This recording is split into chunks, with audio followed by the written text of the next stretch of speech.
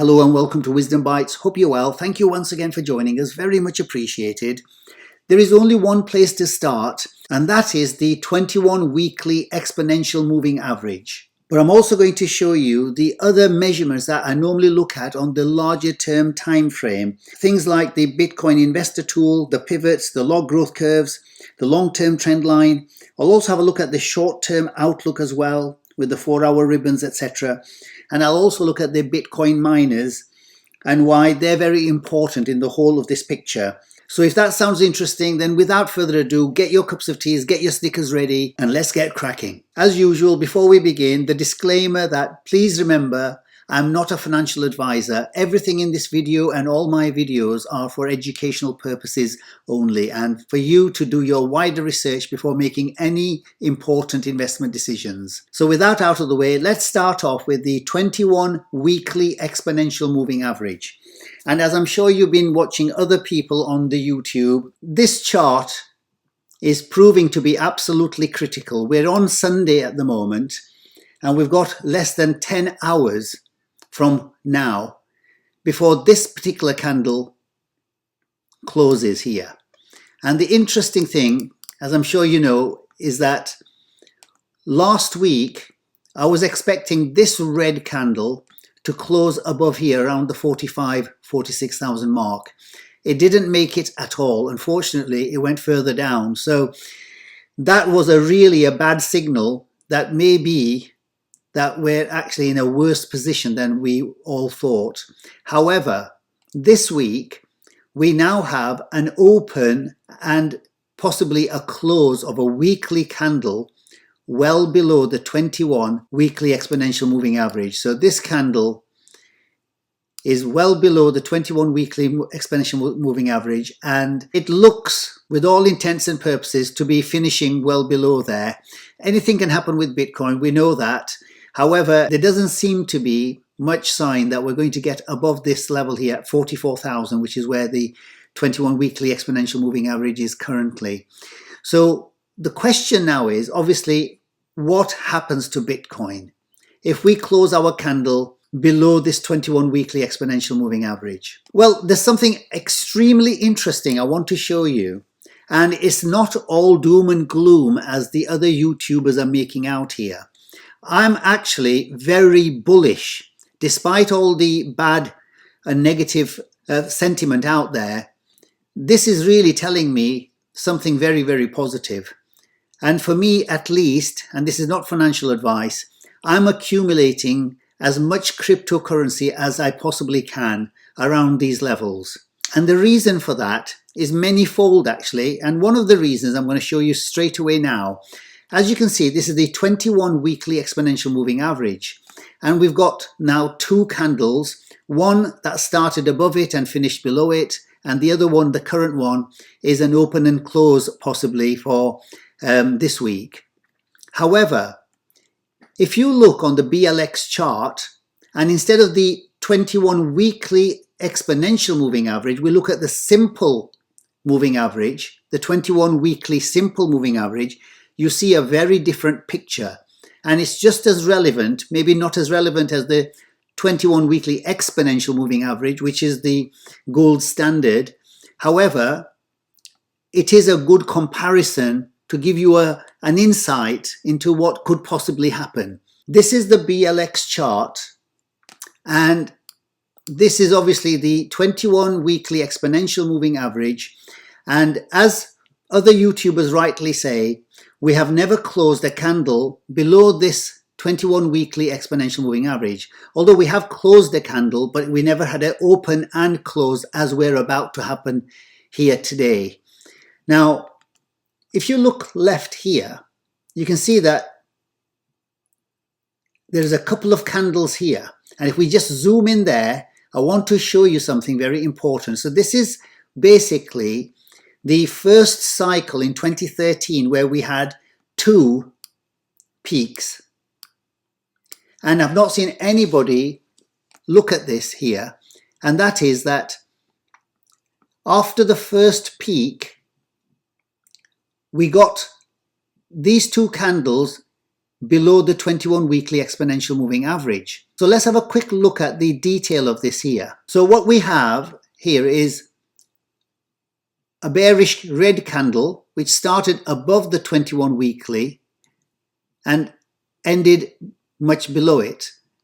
And then we have a green candle which started obviously below it and ended above it. At no point did we have a candle open and close below the 21 weekly exponential moving average. So what happened after this was that this proved to be an incredible buying opportunity, because what happened here was followed by this. So this fall below the 21 weekly exponential moving average was followed by this massive blow off top at the end. Now if we measure the increase from these candles to the top over here, this is where all the doom and gloom was, just like we have currently. From here to the top of the blow off top was around 1500%, 15x. And that was over a period of, from this red candle here to the blow off top candle there, 21 weeks. So we're talking about 5 months. So from this fallout from the 21 weekly exponential moving average, this candle here where there was all doom and gloom and everybody thought here that we are now going to be going into a bear market, guess what? This is what happened instead. I'm not saying this is exactly what's going to happen. However, the thing that nobody has been able to show you is what I'm going to show you just now here. So look out here. What happens below the 21 exponential moving average line here when I put the simple moving average for the 21 weekly. Now look at what happens. So the 21 simple moving average did actually open and close below this for several weeks. If we zoom in a little bit closer, you can see quite clearly here that we did have 1, 2 candles that actually opened and closed below the 21 simple moving average on the weekly time frame. And I want to add one more component here. I know it's a component that a lot of people don't like, and that is the TD sequential. Always remember, no one indicator is 100% accurate 100% of the time. But each indicator adds value and a contribution to understanding what's happening in the charts. And what I want you to see here is to notice the red numbers here. The TD sequential 5, 6, and 7, which went below the 21 simple moving average.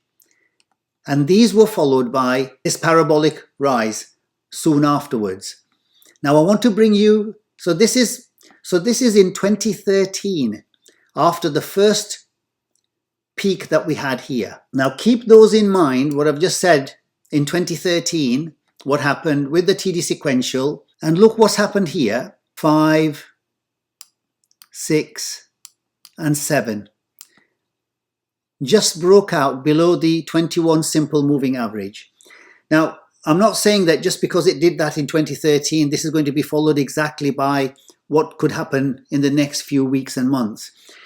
But if you know charts, you know that they don't repeat, but they do rhyme. There is a certain amount of correlation that happens in the past, which comes to look very, very similar in the current and in the future. So is this sign that we're about to go to the upward direction?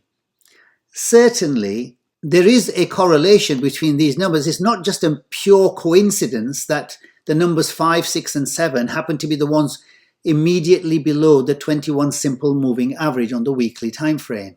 And is it a coincidence that it's come after our first peak here? And why do I say this is a peak, the first peak? Because if you look at the RSI, this is the 2013 bull market cycle that culminated in these two peaks here, 1 and 2. And they were identified by the RSI as the first peak, which is this one here, which we've just talked about. And this is where the candles fell out of the 21 simple moving average as well as the exponential moving average. And this peak was followed by the second peak, which was the actual blow off top here. We've had something very, very similar here.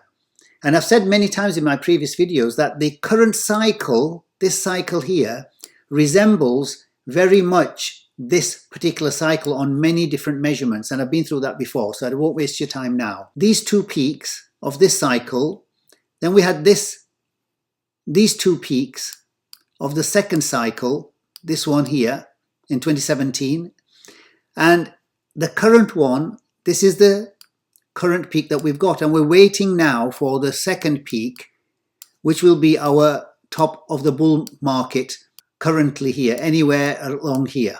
So yes, the market can go down from where we are, even lower than the 30,000 we've been to. It could easily go down to 28,000, and we'll have a look at the shorter term analysis a little bit later on in the program, and we can see where the levels are. However, I just want to bring to your attention that despite all the doom and gloom, there is an alternative viewpoint. And instead of being bearish, I'm actually very, very bullish, even though I accept that we could go a little bit lower than where we are now. However, for me anyway, as somebody who's been in the investment circles for many, many years, I can see the great opportunity that this brings.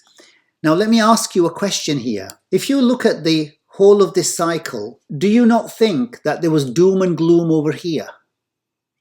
And by doom and gloom, let me refer you to the fear and greed index. So the current fear and greed index is at 10 here at the moment, which is extreme fear.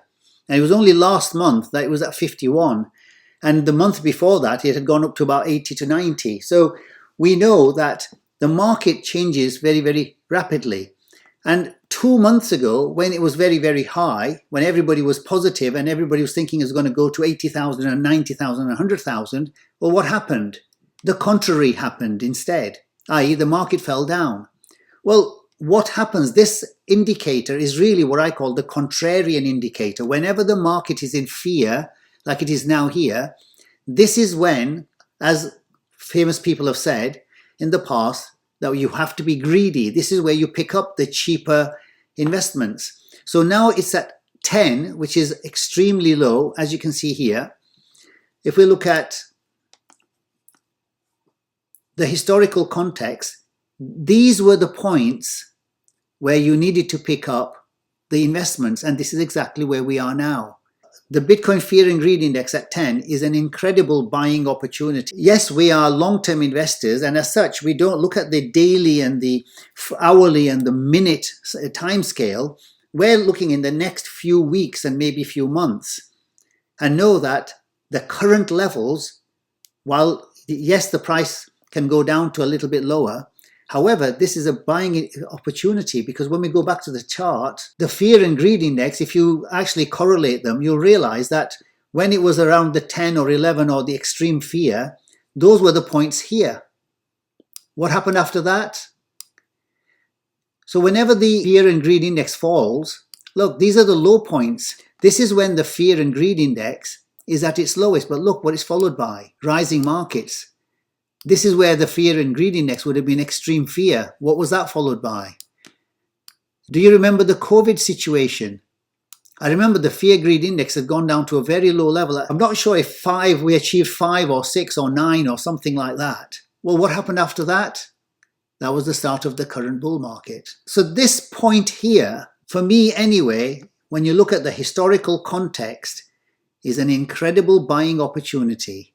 Only time will tell. This is not financial advice, but I'm telling you what my insight is into what I see in the charts here. I want to show you now an insight into this particular chart, which looks extremely busy and complicated. However, when I take away the individual components, it will all make sense very, very shortly. So what we've got here is these gray level areas, which are basically your levels that we need to be very, very aware of. While everybody else is talking about pessimism and going down in the market and looking at 1 hour intervals and 4 hour intervals, we have to zoom out and have a look at the bigger picture so we can make the bigger decisions which are going to give us the bigger benefits. So let me take away a few of these components so you know exactly what's happening here. Let me transfer to the daily chart, and these same levels will make more sense to you.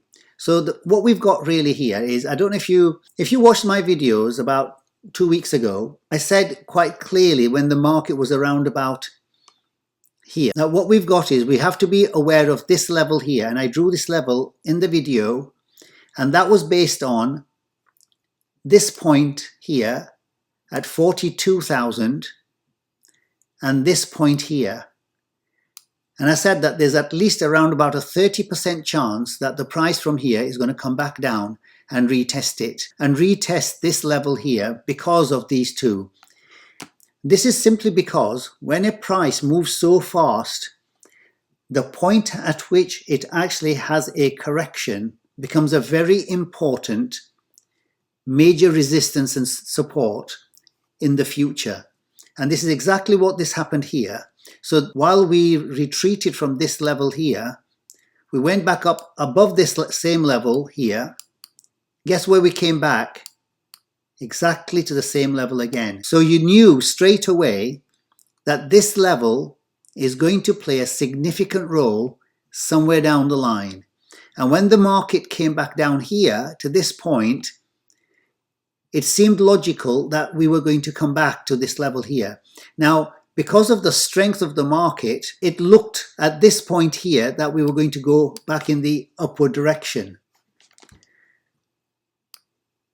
And it doesn't always follow that these points have to come back down here. So that's why there was a 30–40% chance that it would come down, and a 60% chance that it wouldn't, but obviously it did, in my view. And consequently, it came down even further to this line here, to this major resistance and support line here.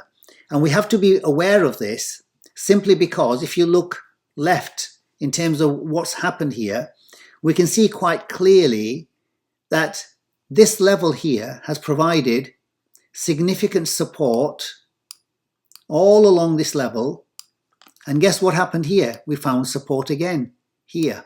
If the price was to follow down further, then we have this support level here, because as you can see here, we had quite a large area of resistance before we moved on, and also support at the lower band here. So this could provide another support and resistance around the 22–23,000 level here. However, having come back down to these levels here, my opinion is that with a large degree of probability that we have now bottomed out here, and that we're on our way up towards the next level here, which is basically going to be back to the support and resistance along here. So we will find some significant resistance once we come to these levels here, 42–43. But the bigger point to remember here is this level here at 48,000. And I mentioned this level in the last video because the pivots were here. As you can see, the S1 line on the pivots is exactly along this line here at $48,000.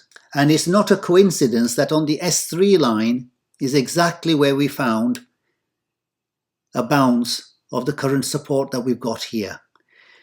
So these pivots are extremely important in knowing exactly where the market reverses and comes up against the resistances and the support lines. So why is this 48,000 level very important as well? Well, if we do the Fibonacci retracement at this point here, you'll see exactly why this is very, very important. The last major high that we had was up here.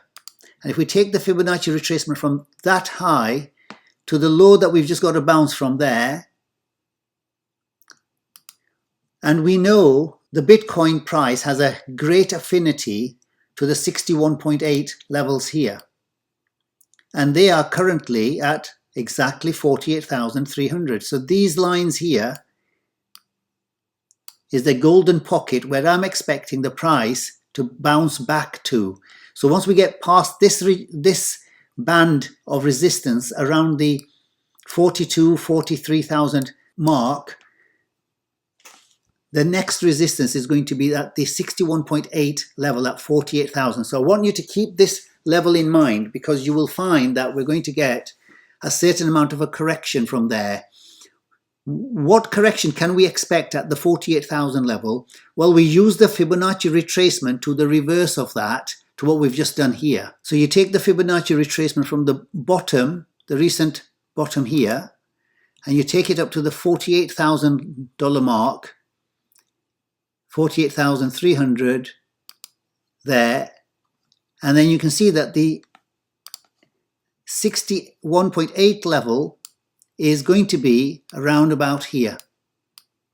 This golden pocket level, which is going to be around about the 36,900 to 36,300. So anywhere around 37,000, you can expect a W pattern emerging. So what we can expect going forward in the next few days and next few weeks is going to be a W double bottom pattern emerging here.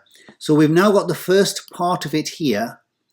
We should go back up towards the $48,000 mark around here, from which we're going to be coming back down to the 37,000 mark before we start going up. So it's going to take time. So people thinking that we're going to go straight up here really may be disappointed with that. I'm not saying they can't be correct. Obviously anything can happen with Bitcoin, but I think knowing the history of Bitcoin, this is what it tends to do. Whenever it tends to have a correction, it tends to create these double bottom patterns with a W pattern, and this is what normally happens. And we've seen this time and time again, and I've presented this to you time and time again in the previous videos.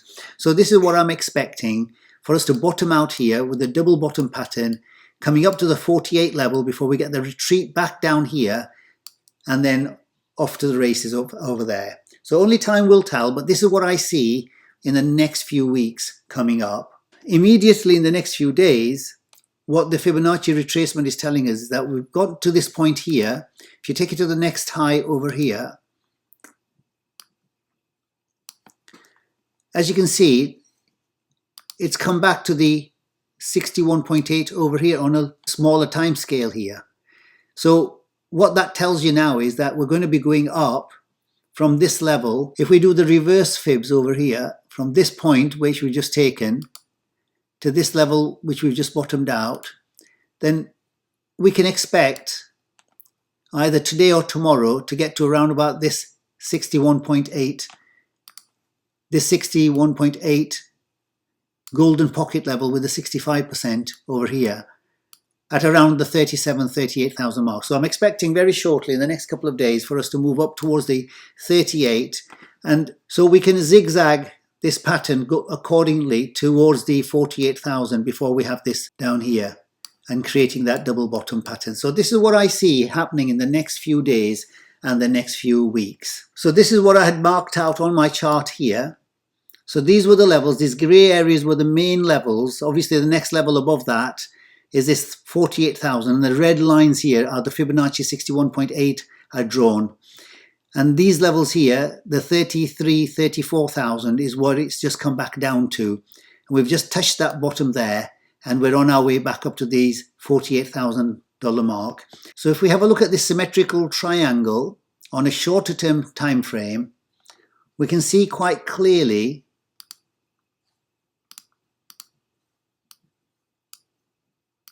that we're in this symmetrical pattern triangle. We're going up and down, and we're going to be breaking it any time in the next, this is a daily chart by the way, we're going to be breaking this symmetrical triangle in the next few days, and the pattern would suggest that because we're coming from the top to the bottom, this is a bearish pattern that more than likely is a continuation of the pattern that is started here. So on the whole, the higher probability is that we're going to break down to the lower side. And if that's the case, we may find support here or go further down to this level here, as I've mentioned. That's why I've got this grey area marked out here, just in case if it does that. However, this being Bitcoin, it can do the reverse of that. So although we're coming into this pattern on a bearish outlook, then it may well be that we can break to the upside, and that's when these levels will come into play. So these are the critical levels to look at when you zoom out and have a look at the overall picture with Bitcoin. And these yellow lines here are basically the channel that we've got currently going with Bitcoin. We seem to be moving within this channel. We've come up within it. So we're going to be breaking this sooner or later. And because we're in this symmetrical triangle, more than likely we're going to be breaking it very, very soon in this box here. So only time will tell, but keep an eye on these movements of the Bitcoin price. Very, very important. Now you may be wondering why I've got this blue line drawn here. Well, if you look to the left of the chart, you can see quite clearly that this blue line provided a significant support here, and support here. And then when we came back down a little bit later, again, it provided support here. Look, the bodies came well above the blue line here. And now we're moving up.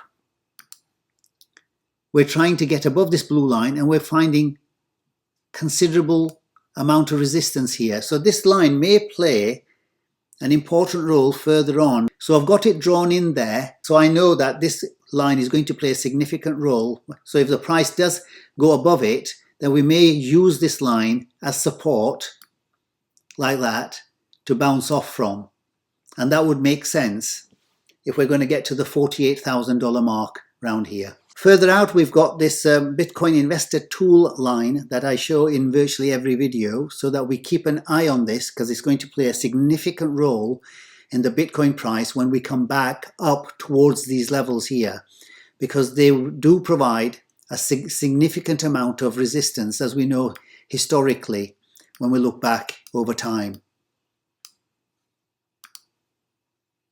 All along here and before this as well. The Bitcoin investor tool line has now moved up because it's obviously a rising line. It's now moved up to $90,000. So when the Bitcoin price comes up towards this Bitcoin investor tool, this may well be around about the $120,000, $130,000 mark. And guess where the long-term trend line that I draw in virtually every video comes to? Let's have a look at that. This is my blue line which I draw in every video, and this is the long-term trend line which started off back here in 2011, providing huge amount of support, resistance and support, resistance, and now it's going to play a major role anywhere around here. And guess where that price is going to be? Around about the 120,000, 130,000 mark. Just the same place as where we're going to probably meet the Bitcoin investor tool line. So that's going to provide a certain amount of confluence. So we know that when the price comes up to those levels, more than likely on a higher degree of probability that we're going to get rejected and have a major crash or a major correction around these levels here. So this will provide us with a great opportunity to be able to actually sell a certain proportion, maybe 5%, 10%, 20%, whatever people's strategy is, and with a view to buying back a little bit low at a lower price. So it's an opportunity to accumulate for those people who don't want to just hold on. Certainly keep an eye on this long-term trend line. You should all have it on your charts because it's going to play an important and significant role just along here. Just by looking at this chart, it tells you that. Look, the price is here currently. It's going to be going up and it's going to come up against this resistance somewhere along the line here. It seems highly improbable to me that it's just going to barge straight through. Bitcoin doesn't behave like that. If we move quickly onto Ethereum now, and on the weekly chart, if we look at the 21 weekly exponential moving average, which is what we saw with the Bitcoin, well, a very interesting picture here. Ethereum seems to be respecting the 21 weekly exponential moving average. It closed last week just above it, and this week it's now moved further up. So that could be a sign very strongly that Ethereum has now bottomed out. And if you watched my last video last week, then I mentioned that we were going to go down to 1700. And this is exactly what happened. The level we actually bounced from was 1760 something. So in the 1700s, we bounced off this level. And that was simply based on what the charts were showing on the left-hand side, that there was a strong level of resistance and support, as well as the Fibonacci retracements. They are very good indicators in terms of where the prices may bounce from. Certainly, we can expect Ethereum to start making inroads going towards the continuation of this direction here. Moving on to the Bitcoin miners, the main ones that we normally mention is the Marathon Digital Holdings. And just by looking at this chart, you can see quite clearly that we tend to be creating a certain amount of a pattern that keeps repeating here. So we have a move up, we create a bull flag, we break that and go up, we create another bull flag, we move up, create another bull flag, and currently we moved up and we've now created a bigger bull flag. So where do you think the price would now go from where we are now? Considering that we're really at the end of this bull flag here, we can tidy this up a little bit. So basically we've got this forming here. We're just about to break. We're very, very close to breaking.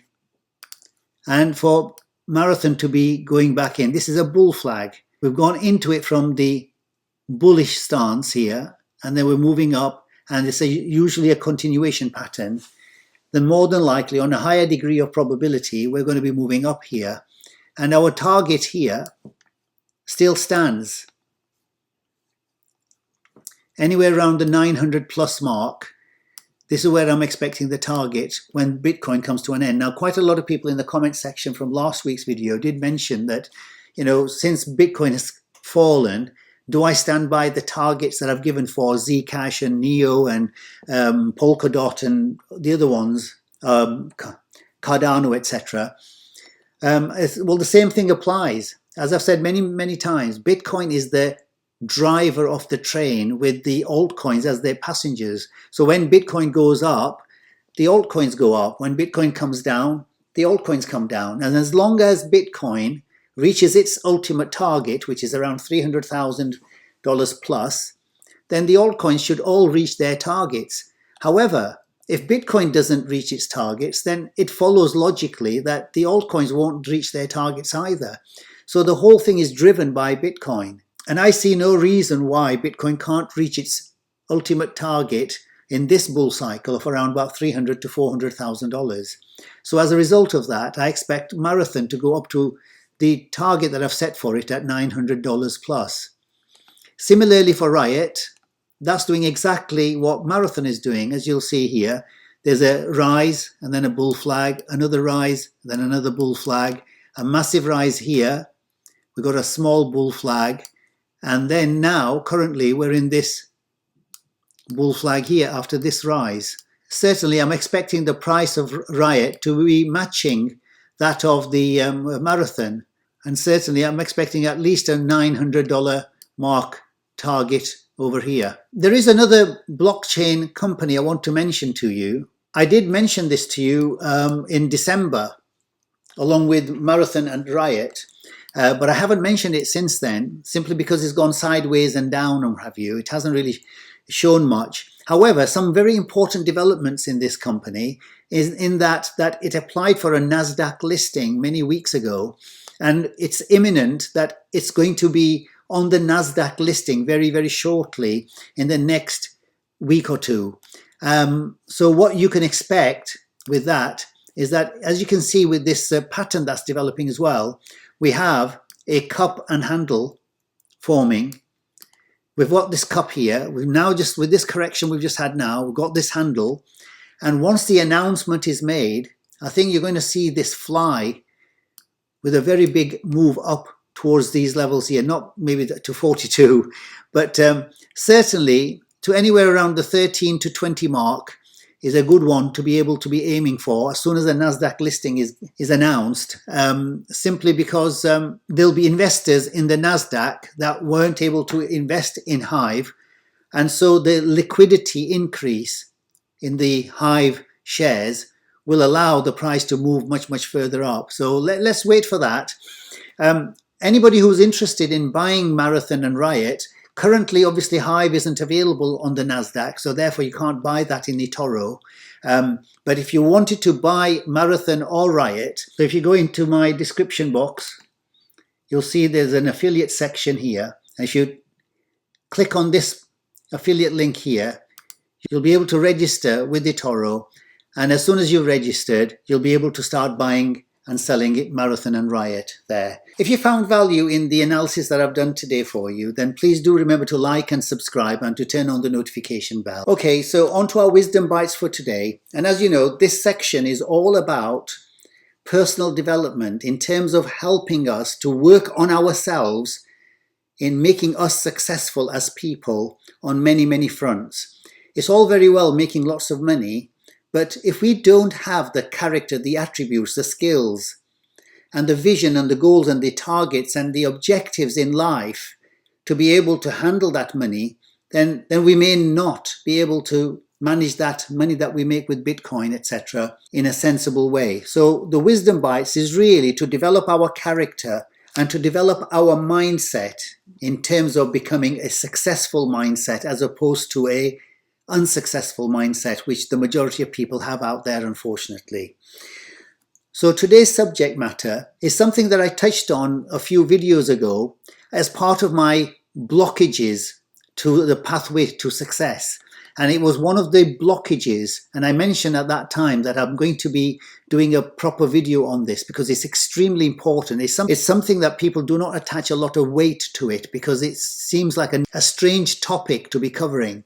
However, I can tell you that when I engaged in this particular topic many, many years ago, I'm talking about 15, 20 years ago, when I first started to work on this particular aspect of my life, it has really transformed the way I think, the way I look at people, how I deal with people, how I manage people, and the outcomes and the results I've got from it are incredible. And I wouldn't have thought that when I first started this 15, 16 years ago.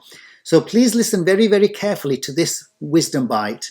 It may just transform your life, or at least it may add a few percentage value to your life. The subject matter I'm talking about today is forgiveness. If you want a peace of mind, then you must get rid of the anger and the blame towards other people. The solution is actually very easy, but very few people want to achieve this. As my mentor on personal development, Brian Tracy, says, there are 4 people you have to forgive if you are truly serious about changing your life and have a peace of mind. And in my experience of talking to people about forgiveness over the last many 10, 15 years, I have honestly found that about 95% of people are unwilling to forgive and forget their past. What they want to do is to hang on to their grievances, their bad feelings, the anger, the bitterness towards other people. And this is about 95%. But if you want to be the 5% who want to work on yourself and improve yourself and create a wonderful peace of mind, then keep listening. The first people to forgive are your parents. Whatever they did to you, whatever they said that might have been hurtful, please remember they gave you life. They got you here. They opened the door to this wonderful world full of probabilities and possibilities and opportunities.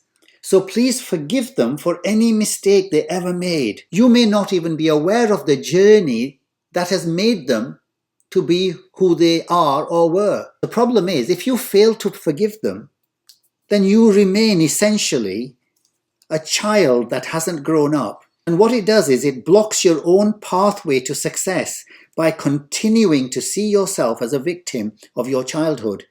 This way you keep your anger and pain alive, which, as we know, are major blockages to being successful in life. If your parents die without you forgiving them, I can tell you now that this will bother you for the rest of your life. Essentially, you become the victim of your own anger and blame, and is nothing short of self-harm. You have only one chance in life. Please ask yourself, do you want to waste it in this way? Isn't it better to let go of that anger and blame and bitterness? The second people to forgive are people from your marriages and relationships that broke down. By their very nature, relationships are emotionally very intense. And when they break down, they usually do lead to a lot of anger, frustration and bitterness, and sometimes to the desire for revenge. This can go on for years and years. Please remember, you were partially responsible for those relationships not working out. Please have the courage and the strength to accept and say to yourself the magic words, I was responsible in many ways why the relationship broke down. And then go on to identify the ways that you were responsible rather than identifying the reasons why the other person was responsible. The best thing you can do, if you want a clear peace of mind, is to let that person go and say, I forgive that person and wish him or her well. The more you say it, then each time the negative emotion attached to that memory will diminish and eventually will be gone. The third persons you must forgive are all the people who have come across your journey of life and have hurt you in any way. The people I'm talking about here is, you must forgive any friend, any teacher, any family member, any boss at work, any crooks that you've come across who've done you in, school ground bullies, etc., etc. Whoever caused you any grief of any kind, clean your slate and move on. Say the magic words again, I forgive him or her for everything and wish them well for the future. Just repeat this each time you feel anger at the memory of this person or that situation until the negative emotions disappear. The final person you have to forgive is yourself. You know inside of you that you may have said the wrong things and done the wrong things along your journey of life. You may have hurt a lot of people along the way. Please stop carrying this historical baggage along with you. The person you were then when you did all this is not the same person that you are now. At the time that you did those things, you were younger and less experienced, but now you are bigger, better and wiser. So stop beating yourself up with what happened in the past. And at the same time, it's something you cannot change anyway. So please, again, say the magic words, I forgive myself for every mistake I made, and I love myself unconditionally. This will allow you to focus on the future rather than dwelling in the pain of the past. So all these 4 types of forgiveness will allow you to clear your pathway to success and allow you to focus on where you are going rather than where you have been. On a final note, please remember, when you say sorry to someone that you have done something wrong to, then don't worry about the other person's response. The very act of you saying sorry, i.e. repentance, will set you free. And that is the most important thing you want to take out of this. Well, I hope you gained something valuable there. And if you found any value in any of the chart analysis and this part of the Wisdom Bites, then please do remember to like and subscribe and to turn on the notification bell. And if you've got any comments, questions or suggestions, then please leave them in the comments below. Until the next time, take care, stay safe, and I'll see you in the next video. Bye for now.